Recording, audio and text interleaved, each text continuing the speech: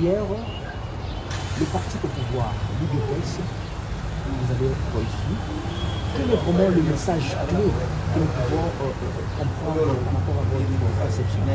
Vous savez, il y a toute une délégation qui est venue du Katanga, qui était venue pour un culte d'action de grâce en mémoire du feu patriarche Antoine Gabriel Tshombo Franza. Depuis qu'il est décédé, il y a eu une messe, on a célébré le 40e jour dans les Katanga. Et il y a une grande base à Kinshasa. Et il fallait venir à Kinshasa aussi pour le faire en salon noir devant les foules qui sont ici. Et c'est ainsi qu'après la messe, il était bon que l'on aille voir les partis au pouvoir comme on est des alliés. On y a été. D'abord, pour les remercier, parce qu'il y a le chef de l'État qui a été à Mbashi. Vous savez, le patriarche, c'est son père, il a été là jusqu'à l'inhumation.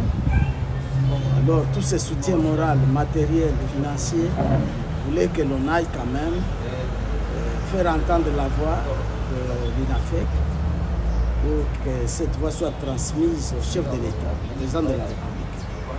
Et de deux, il fallait quand même qu'on se consulte. Parce que vous savez, après la disparition d'un Baoba comme Antoine Gabriel Tshombo, il y a des agitations parties qu'il faut verser dans les comptes de gestion des ambitions. Il y a la gestion des ambitions. Et nous avons considéré qu'il fallait qu'on en parle. Il n'y a pas de sujet tabou. Nous sommes ensemble. Il y avait la famille biologique, la famille politique. Parmi les enfants du président Kim, il y en a qui sont à la fois membres de la famille biologique et de la famille politique. Il fallait qu'on harmonise toutes ces vies-là pour qu'ensemble, nous puissions voir dans quelle direction il faut regarder. Et nous avons estimé que vous apprenez qu'il y a le fils Lolo. Nous avons dit que Lolo, c'est un fils du patriarche. Il n'y a aucune loi qui interdit à Lolo de postuler comme candidat président du parti.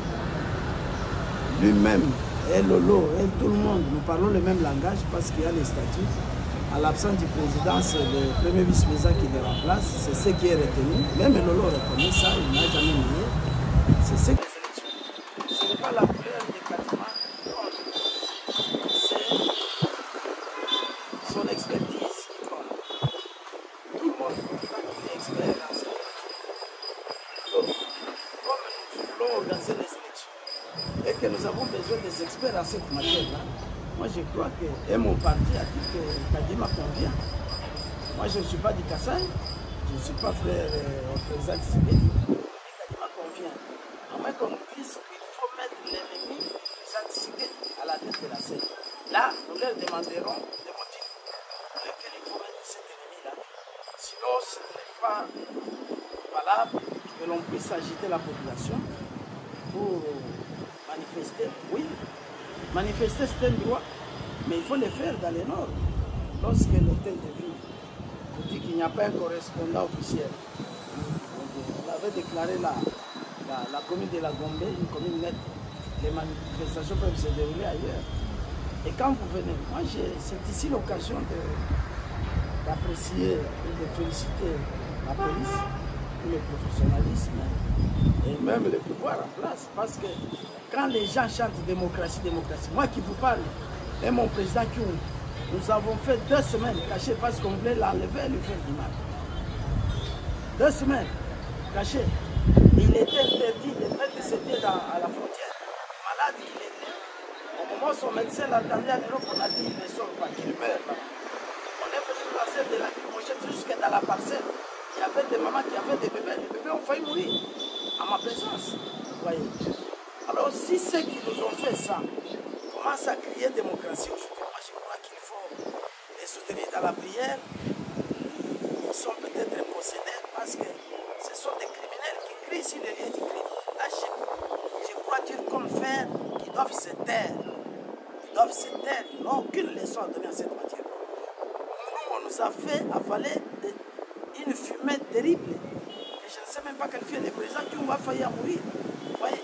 Alors, quand ils marchent pacifiquement, sans être inquiétés, ils croit que c'est la faiblesse des autres qui sont plus malins. Non. En malin, malin et demi, moi je crois qu'ils doivent se calmer. Ils ont des devoirs, ils ont des droits, ils ont aussi des devoirs. Ils doivent se calmer et considérer que la démocratie est réellement effective parce qu'on les a laissés marcher. Alors ils ne peuvent pas profiter de cette liberté-là, en faire un libertinage, là c'est mauvais. Ils doivent considérer que les choses marchent normalement et que nous devons aller aux élections. Personne n'a peur d'aller aux élections en 2023 parce que le président et le premier ministre, tous les gouvernements, tous les peuples, personne ne veut aller au-delà de 2023. Alors nous devons aller aux élections. Alors qu'ils ne nous mettent pas dans l'embarras, qu'ils ne nous distraient pas. Nous voulons aller aux élections. Et ces élections, nous les voulons crédibles, réellement. Alors, eux qui s'agitent là, ils ont des agendas cachés. Bon. Moi, je n'ai plus dans ma tête ici des séquelles de dire parce qu'il est de telle province. Non, non. Parce que si on doit considérer ce qui a été fait comme jurisprudence, tout le monde doit se taire. Et ce qui est narrant, ce qui est navrant, et que ceux qui ont fait ça, ce sont ceux qui pleurent. Alors moi, je crois que nous devons nous taire, nous devons avoir peur de rien. Nous allons aux élections, ce sont les élections que tout le monde veut. Nous y allons et que le meilleur part gagne. Nanga ici, connaît Nanga. On lui dit que ces machines à voter là constituent un problème au départ. Il avait dit non, sans ces machines-là, moi je ne veux pas organiser les élections. Il n'y aura pas d'élections. Parce qu'on obtenait déjà un glissement. Il y avait déjà 2 ans de glissement. Hein? Il fallait aller au-delà de 2 ans. Si vous refusez des machines, il n'y a pas d'élection. Et ils sont venus nous fabriquer une histoire ici. Oh, ces machines sont brûlées. On a brûlé ce qui était considéré comme dépôt, les machines sont brûlées. Nous allons sur le terrain, nous trouvons que les caciques du régime passé avaient ces machines dans la main. Ils se votaient dans leur chambre. Hein? Vous avez déjà vu où les députés sont proclamés avant les élections. La liste des députés est disponible avant les élections. C'est ce qu'on nous a fait. Vous pouviez gagner même avec 100 000, 1 million de voix. Si vous n'êtes pas sur la liste, vous ne gagnerez pas. Même mon président, moi on a dit non, vous l'enlevez. Parce qu'il ne va pas, il va nous déranger.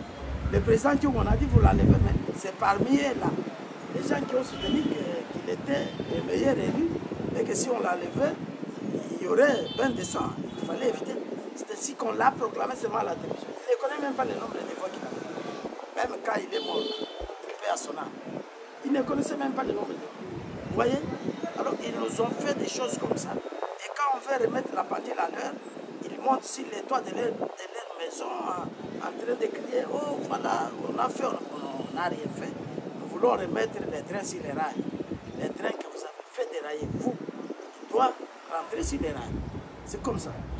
On ne doit pas jouer jusqu'à ce niveau. Hein?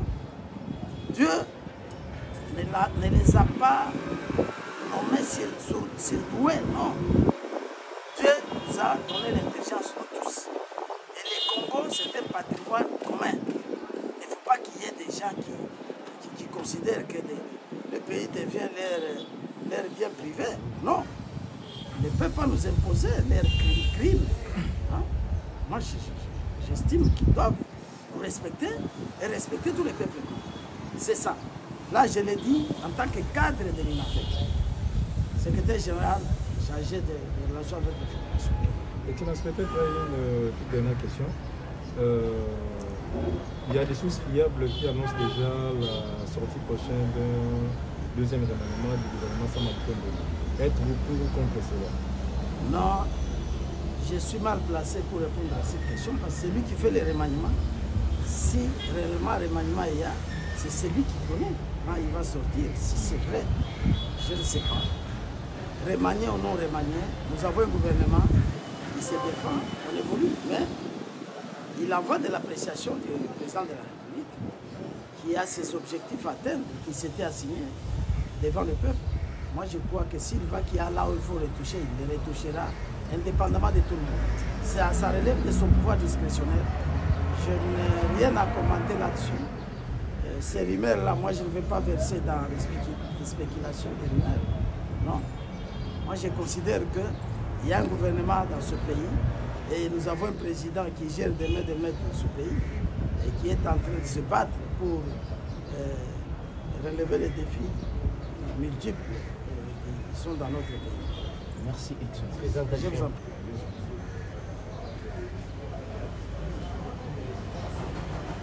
Des petites confusions qu'on doit lever. L'on reconnaît que le statut existe et que le vice-président remplace le président en son absence. Il y a celui qui assume l'intérim qui reconnaît ça. Et j'ai constaté qu'il y a seulement peut-être une petite confusion. Tout le monde parle le même langage. Alors il n'est pas normal que nous puissions nous entraîner. C'est ça le conseil que tout le monde donne. Que ce soit la haute hiérarchie, que ce soit tout le monde qui veut nous voir toujours soudés.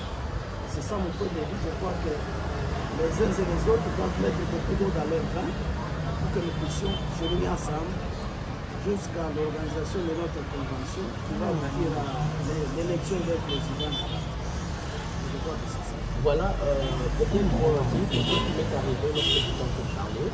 Aujourd'hui, le chef de l'État avait déclaré la gratuité de l'enseignement. Parce que dans toutes les provinces, vous faites partie d'une province assez riche. Et aujourd'hui, il y a un peu de tâtonnement du côté de la gratuité. Quelle lecture faites-vous là-dessus?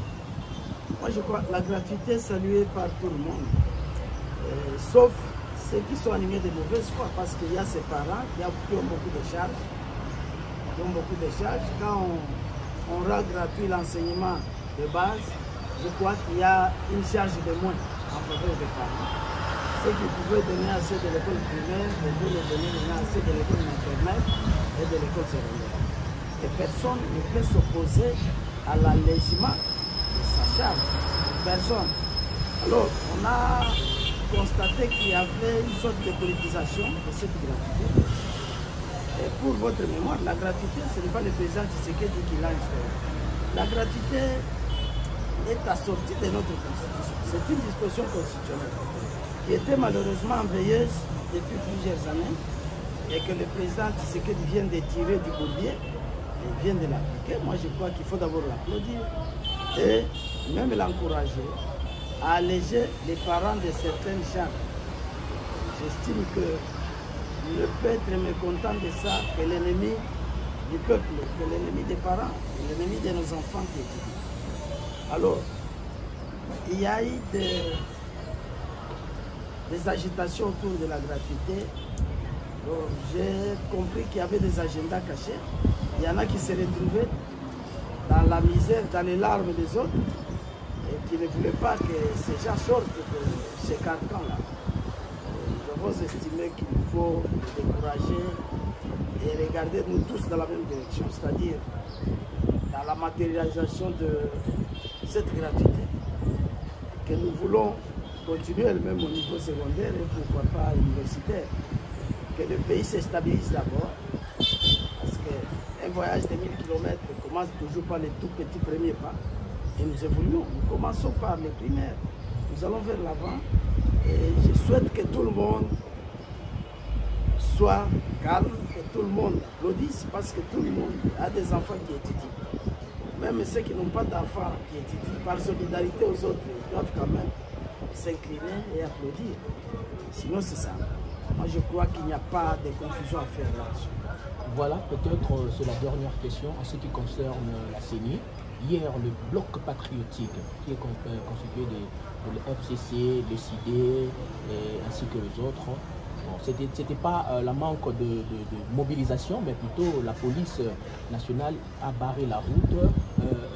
C'est pour déclarer la dépolitisation et la suppression du rab. Avez-vous des impressions à émettre là-dessus? Au départ, je voudrais vous dire que chaque citoyen a des droits, mais il a aussi des devoirs. Nous ne devons pas oublier beaucoup. Je poserai la question à certains qui me disent si les comités de gestion de la scène crédible, c'est-à-dire les comités crédibles, c'est celui qui sera géré par les ennemis de l'Iségo. Je ne sais pas. À moins que les gens nous disent ça. Le comité crédible est celui qui est géré par les ennemis de Félix Tshisekedi. Quand nous disent ça, alors nous allons évoluer. Si c'est pour considérer qu'il faut qu'il y ait gens qui maîtrisent, des experts en la matière. L'abbé Scholl a dit que Kadima c'est un expert. Moi je ne suis pas de la même province que Kadima. Moi j'ai été victime de ce qu'ils ont appelé comité C plusieurs fois. Il y avait Moulounda, notre frère, qui était de la même famille, de la même tribu que moi.